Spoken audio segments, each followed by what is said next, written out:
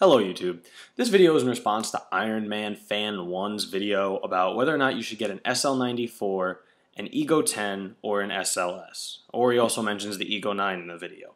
Because honestly, if you're asking him for advice, you're clearly a fucking noob. Because so is he. He's a spoiled little fuck whose parents buy him whatever he wants. I mean, he has a brand new Ego 10 and an NT sitting right there. And neither of them are dirty, nothing. So obviously he's not very good. He probably sits in the back with his fucking, I'm scared. Okay. So first off, the first Ego came out in 05, and it looked nothing like your Ego 10. It had a thick trigger frame. 07 was the year that they went from the thick trigger frame to the skinny trigger frame. You used to the skinny trigger frame, so okay. Then the first high-up Ego, that wasn't just the first aftermarket private label Ego that ever came out, was the Excessive Ego. That also came out in between 05 and 06, which is when they started producing the SL Egos, in the middle of the year. Alright? The first Ego to come with a barrel kit was the SL74. The SL66 didn't. The first Ego to come with two triggers was the 94.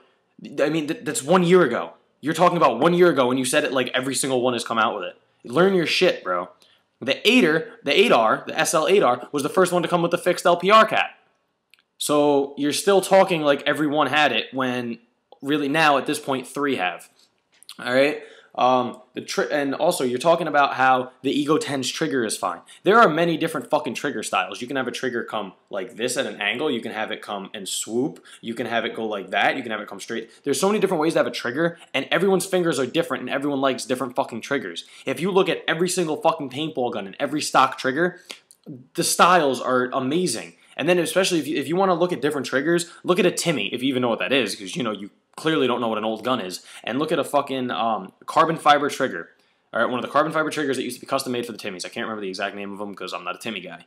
But yeah, look at that shit and tell me that, triggers don't matter, because they do. All right? And yes, weight is important. All right? You haven't been playing long enough to remember, but I remember back in the day when a DM3 or an autococker with a fucking 20-foot drop forward was hot shit. And those guns weighed pounds. You want to talk about pounds. Those guns weighed pounds set up, all right? You're spoiled. You're talking about, a couple ounces, No, fuck that. We're talking pounds more, all right? The advances that they've made in the weight of the guns is fucking amazing, all right? Take a DM3 on the field and tell me that weight doesn't matter. Take a shoebox shocker on the field and tell me that weight doesn't matter, because it does. It's very important, especially if you're a front player and you say you play Snake. But I very highly doubt that. All right? Also, another thing. You say that the SLS is shit. It doesn't shoot that great, blah, blah, blah. The SLS is an amazing gun. It shoots amazing all around. It's quiet. The Egos are finally quiet at this SLS. They finally come to the point of being quiet, which is amazing. It shoots ball-on-ball accurate. It's an amazing gun. It's a good gun. It's not a piece of shit like you're making it out to be. And it is worth the $2,500, the $2,000 if you have it to spend. The micro USB... yes, actually, because PSP changes their shit almost every year. They've been changing their fucking settings every year. And in order for you not to have to go in your gun and change the fucking balls to engage, time to deactivate, fucking, all that shit, you can just plug it into your fucking computer and download it, which makes life a whole hell of a lot easier.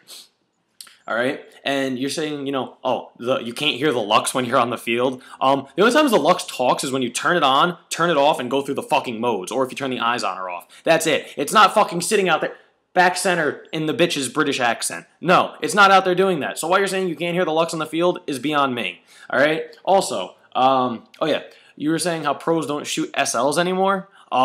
That's because the pros get Egos and Geos made in private label. The last...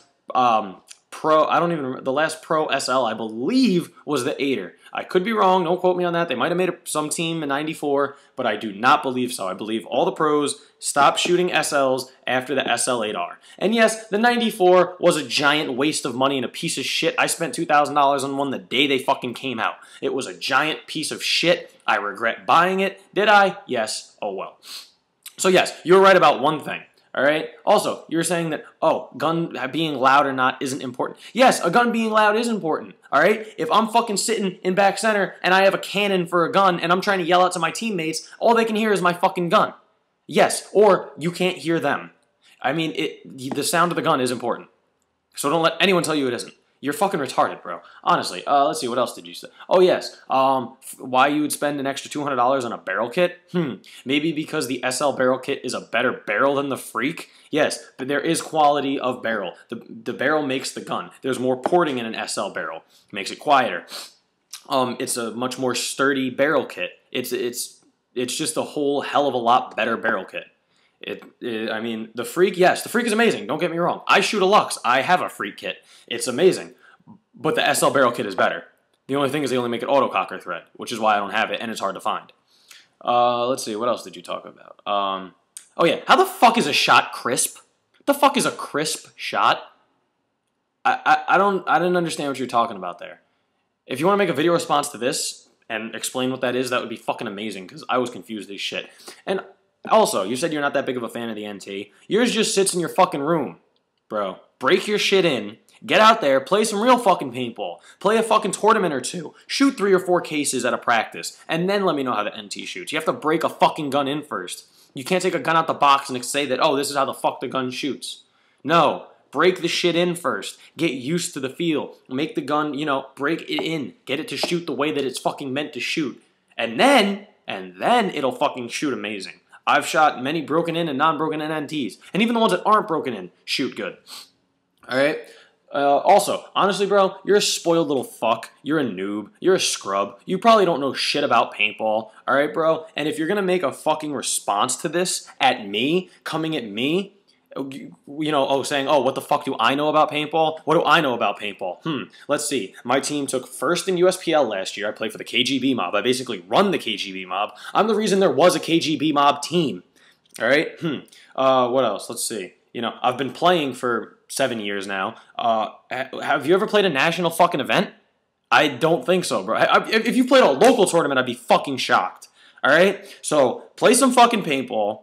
Get out there, play some tournaments, get on a decent team, get decent your fucking self, get good, play nationals, and then come online giving people advice. But until then, shut your fucking mouth.